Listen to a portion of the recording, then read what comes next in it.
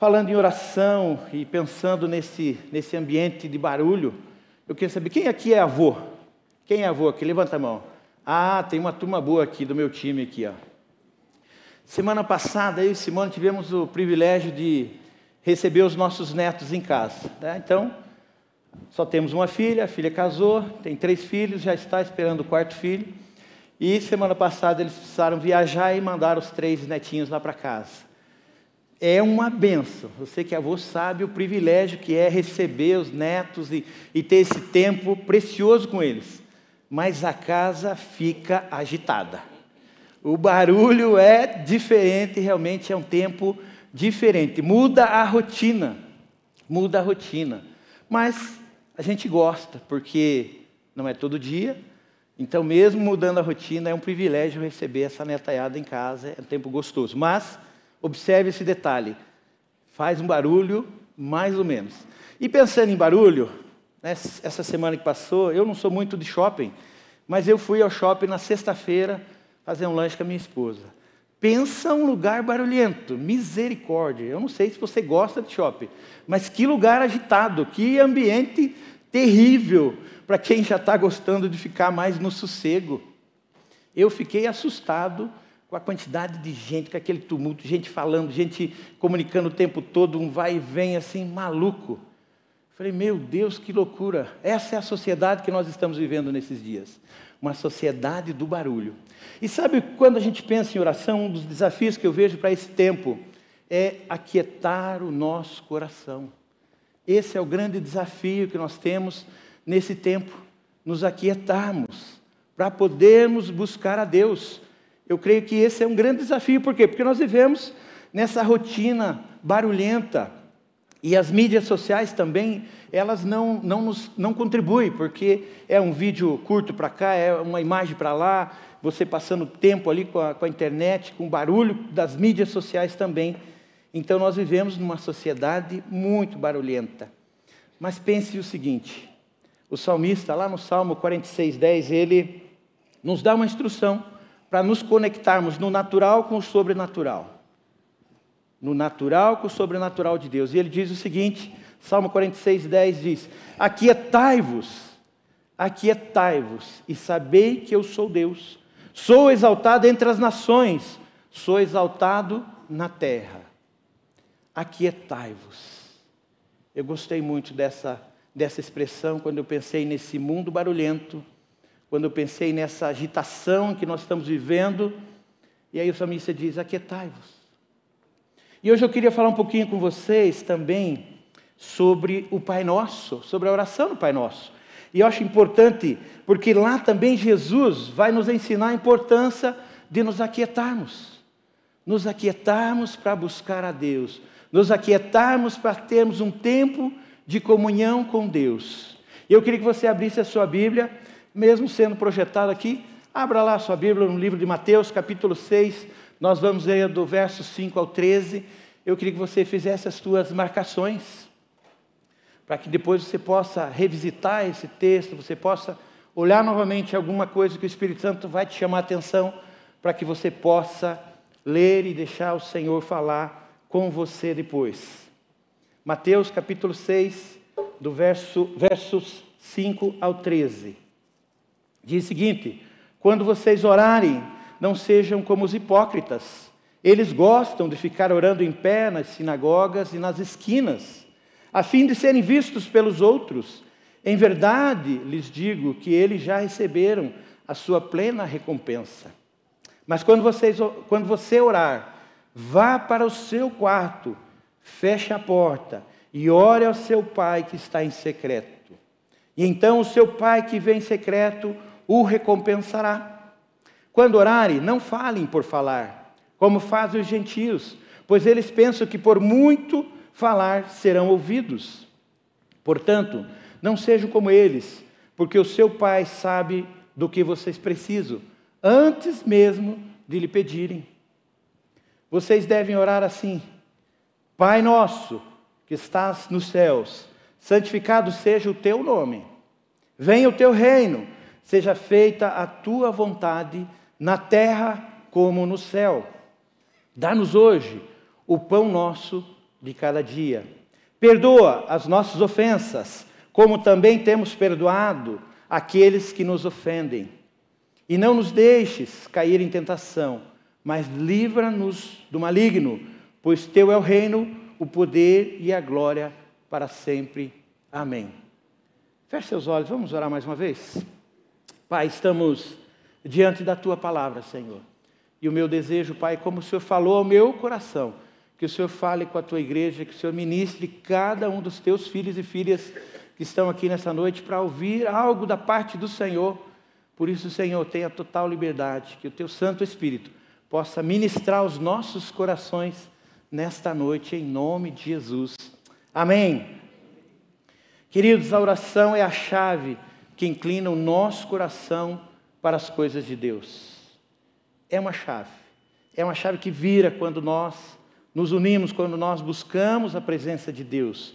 Quando o povo de Deus entende esse princípio e deseja que a vontade de Deus seja feita na terra como ela é feita no céu. O reino de Deus prospera, o reino de Deus avança. Pessoas são impactadas, pessoas são alcançadas, pessoas são alvos do amor de Deus através da nossa vida.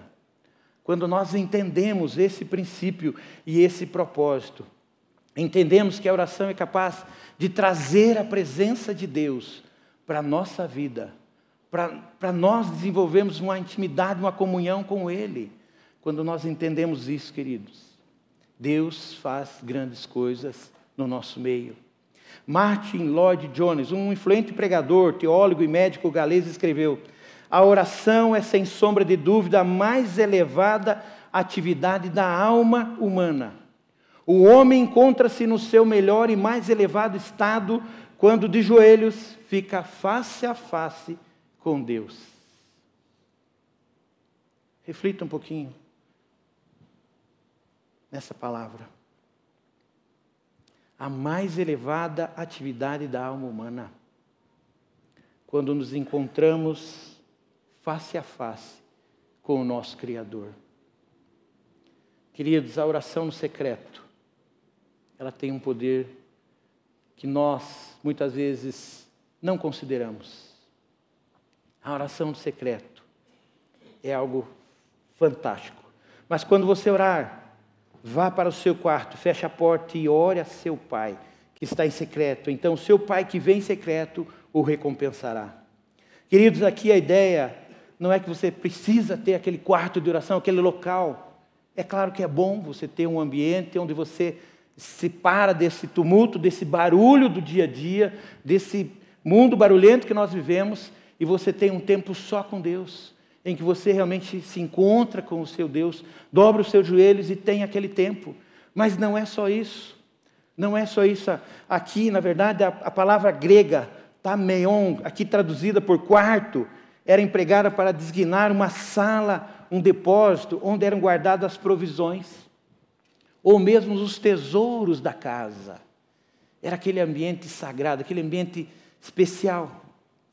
Mas aqui, queridos, a principal ênfase, nem sequer no lugar da oração, mas sim na atitude, na mente e no coração da pessoa.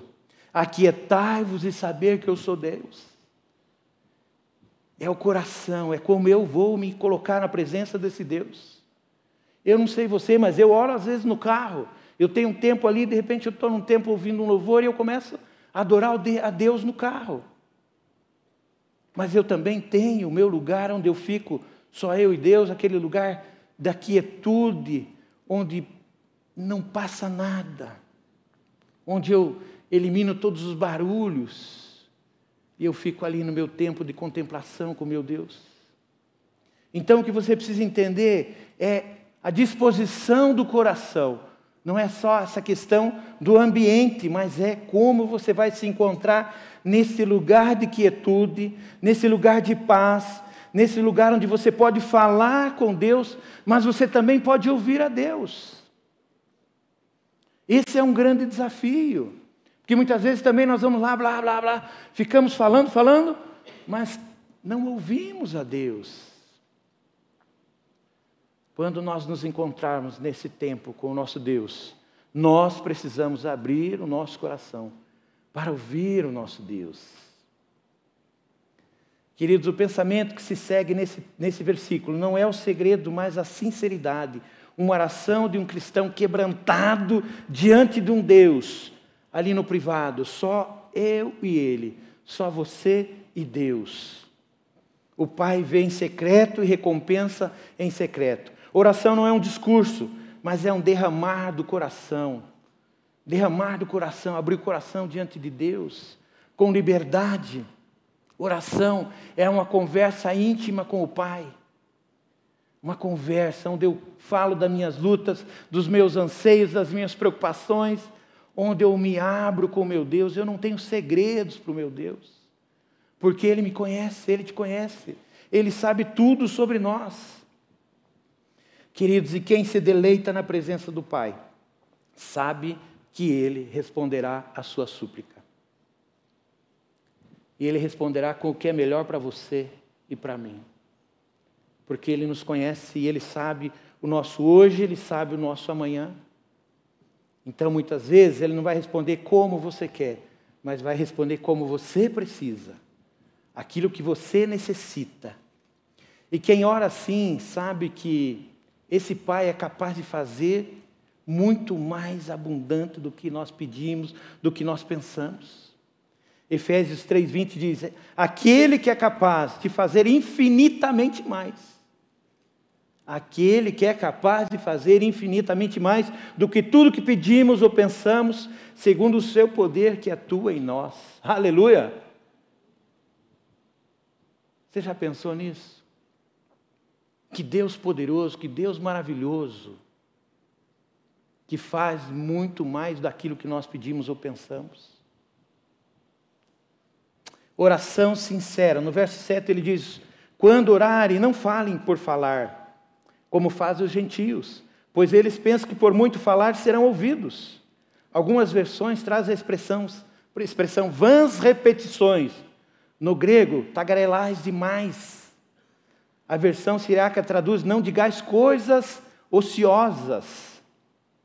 Queridos, parece provável que a palavra indica mais o falar sem sentido do que o falar repetitivo. Vãs repetições, ou não falem por falar, traz a ideia de um mero falatório, tagarelice, palavras ocas, conversas tolas, repetição vazia. E se você foi aqui um religioso como eu no passado, vivendo uma religião cristã que tinha as rezas, e você repetia coisas que hoje, quando eu penso, meu Deus, misericórdia, sem sentido, vãs repetições. Não era uma conversa com o Pai, não era se deleitar na presença do Pai, mas fazer repetições, repetições e mais repetições. Mas aqui ele está falando de falar com Deus, falar, contar suas dificuldades, falar das suas lutas, mas também falar das suas alegrias, falar daquilo que Deus está fazendo e que você tem se alegrado na presença de Deus. Falar com Deus e deixar Deus responder, para que Ele comece a nos fortalecer no nosso espírito, para que Ele molde o nosso caráter segundo os propósitos e a vontade dEle. Falar e ouvir. C.S. Lewis escreveu: devemos colocar diante dEle o que está em nós, não o que deveria estar em nós. Devemos colocar diante dEle o que já está em nós, aquilo que está no coração, as nossas dores, as nossas lutas, as nossas alegrias. Não aquilo que eu espero, mas aquilo que eu já vivo. Quando nos aproximamos de Deus com humildade e sinceridade, não existe a necessidade de fingir, porque Ele sabe, Ele te conhece, Ele sabe todos os detalhes da sua vida. Então não tem por que chegar com um discurso pronto, com uma oração, aquela coisa. Não, é um falar com o papai, é um estar na presença do papai e falar com liberdade. Portanto, não sejam como eles, porque o seu pai sabe do que vocês precisam, mesmo antes de lhe pedirem. Os pagãos repetiam palavras e mais palavras com o fim de serem ouvidos pelos seus deuses. Entretanto, o cristão é alguém que está na presença daquele que sonda os corações. e conhece as nossas necessidades, mesmo antes de fazermos qualquer pedido. O pregador batista britânico, conhecido como o príncipe dos pregadores, Charles Spurgeon, disse: as orações cristãs são medidas pela sinceridade e não pela duração. São medidas pela sinceridade, pelo coração aberto diante do Pai, por um coração disposto, quebrantado diante do Pai. Oração, Pai Nosso. Vocês devem orar assim: Pai nosso que estás nos céus, santificado seja o teu nome. O Pai Nosso não é uma oração para ser repetida como uma fórmula, mas para nos ensinar princípios sobre quem é Deus e quem somos nós. Quem é Deus e quem somos nós. Pai Nosso que estás nos céus, reconhecemos Deus como Pai amoroso, como um Pai bondoso, como o Criador de todas as coisas, aquele que governa todo o cosmos, todo o universo, mas aquele que se preocupa com a sua vida, com os detalhes da sua vida. Você já parou para pensar nisso? A grandeza desse Deus Criador de todas as coisas, que se preocupa com os detalhes da sua vida. E com os detalhes, queridos, tem coisas que às vezes a gente nem compartilha com os outros, às vezes até envergonhado, e Deus sabe. E às vezes Deus manda aquela bênção, manda aquela situação, porque Deus nos ama. Você reconhece que você é um filho amado de Deus? Amém? Somos filhos amados de Deus, desse Deus que se preocupa com os detalhes da nossa vida, que nos conhece nos detalhes. Queridos, Jesus nos ensina que devemos nos dirigir a Deus como Pai, Pai nosso. Deus não está distante, Ele é um Pai presente que nos ama profundamente. Ele nos conhece, protege e nos abençoa. Eu queria ilustrar aqui essa fala do Pai.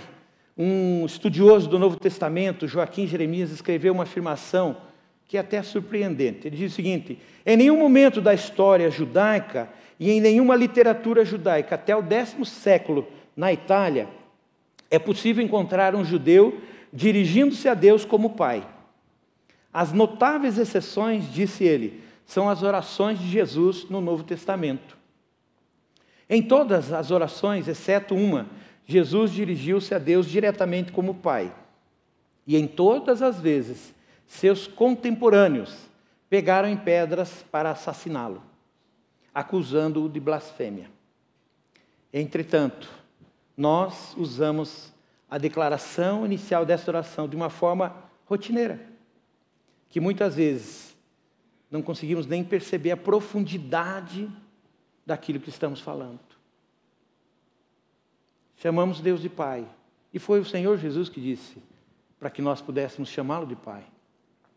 Mas muitas vezes não percebemos a grandeza desse Pai. Não percebemos quem realmente é esse Pai. Queridos, Deus tem um Filho, o Filho unigênito. Portanto, a única pessoa em toda a história que tem o direito legítimo de chamar Deus de Pai é Jesus. Mas ainda assim, Jesus, ao ensinar os discípulos a orarem, instruiu-os a dirigirem-se a Deus como nosso Pai. Pai nosso. E queridos, se hoje nós podemos chamar Deus de Pai nosso, foi porque Ele nos amou tanto que nos adotou como filhos. E através do seu Santo Espírito, nos uniu a Cristo e promoveu a nossa adoção na família de Deus. E agora nós podemos chamar Abba Pai, Paizinho. Abba Pai. Nós somos privilegiados. Podemos nos dirigir a esse Deus grandioso e podemos chamá-lo de Pai. Meu, que maravilha, que coisa maravilhosa, podemos nos achegarmos a esse Deus e chamá-lo de Pai. Somos membros da família de Deus, somos irmãos uns dos outros, somos filhos do mesmo Pai. Mas observe que todos os pronomes da oração do Pai Nosso estão no plural e não no singular. Em toda oração do Pai Nosso, somos ensinados a dizer nós ou nosso. Ao orar é preciso lembrar que somos parte da família de Deus, constituída de cristãos por todo o mundo. Isso tem que ser relevante para nós. Nós não podemos nos relacionar com esse Pai de uma forma egoísta. Nós precisamos entender e nos posicionar diante de Deus, olhando para a unidade da igreja. Nós precisamos uns dos outros. Nós não podemos viver o nosso cristianismo no isolamento. Nós precisamos da unidade. Porque Cristo é o cabeça da igreja. E nós não somos igreja individualmente, nós somos igreja na unidade. Então, nosso Pai, Pai nosso, somos uma família, a família de Deus. Queridos, e o fato de termos intimidade com Ele não anula a sua grandeza, a sua glória incomparável. Ele é o nosso Pai que está no céu. Santificado seja o teu nome, um convite para adorarmos e honrarmos o nome de Deus. Antes de buscarmos nossos interesses e de apresentarmos as nossas necessidades, devemos nos voltar para Deus a fim de adorá-lo e de exaltá-lo, a fim de reconhecer quem Ele é, a fim de exaltar a Deus e dizer: Deus Todo-Poderoso, que me ama, que me escolheu e que está presente aqui, que está me ouvindo. Devemos adorá-lo, adorá-lo.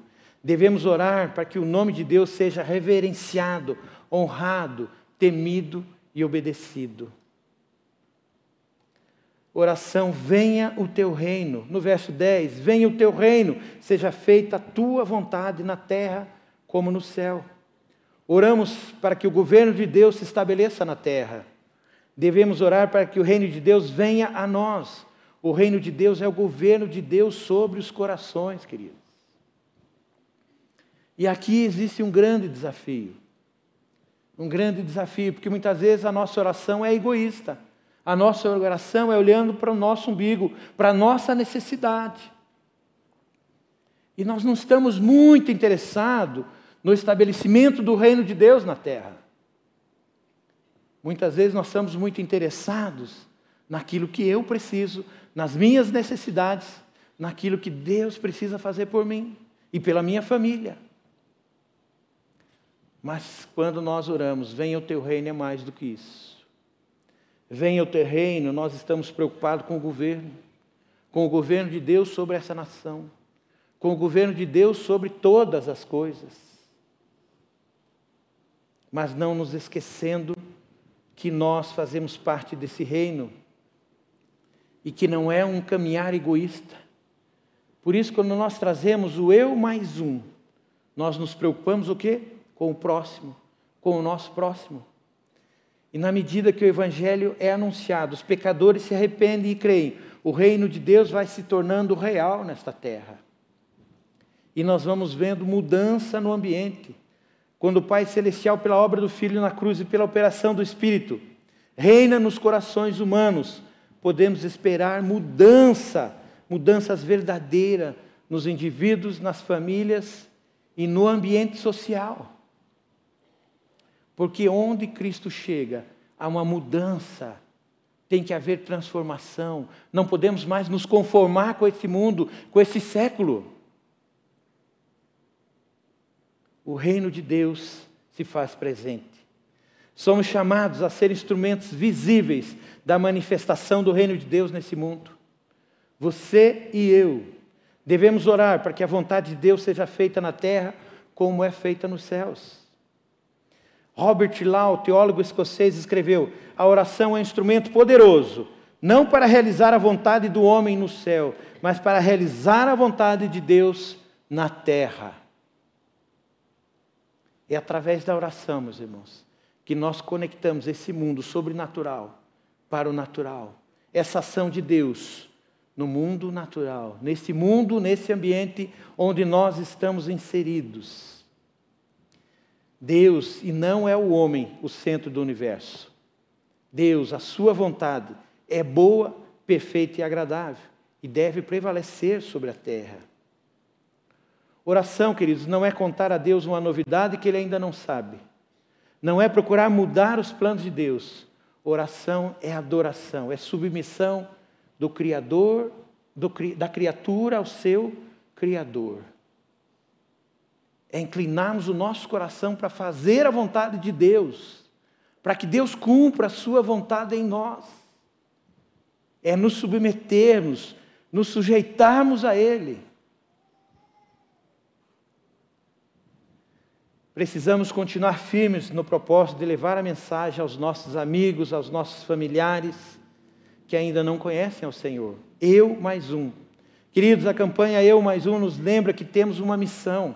Somos agentes do reino em missão. Amém? Eu e você somos agentes do reino de Deus em missão. Oração, dá-nos hoje o pão. Dá-nos hoje o pão nosso de cada dia. Pedimos a provisão diária de Deus. Devemos pedir o suprimento das nossas necessidades. Pedir não egoisticamente, mas pedir o nosso pão. Pedir pão não é para acumularmos, mas pedir o pão de cada dia. Charles Spurgeon disse: não pedimos o pão que pertence a outros, mas somente para o que é honestamente o nosso próprio alimento. A palavra pão aqui, queridos, deve ser entendida como um símbolo de todas as nossas necessidades físicas e materiais.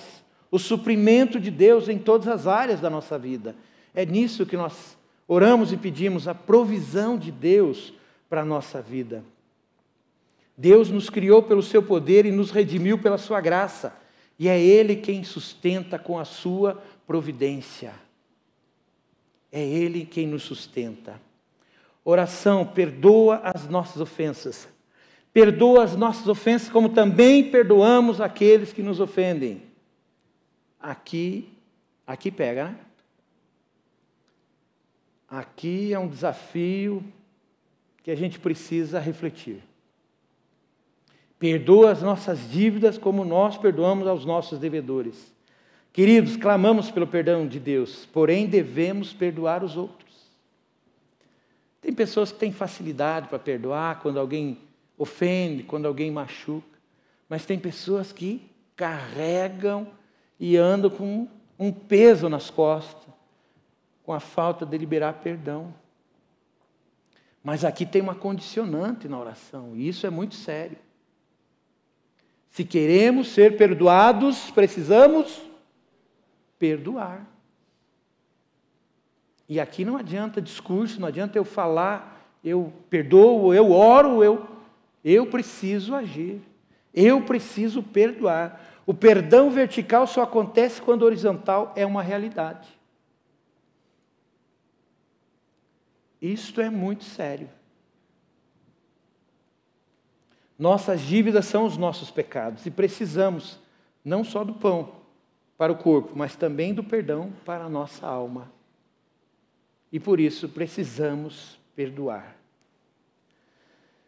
Oração, não nos deixes cair em tentação.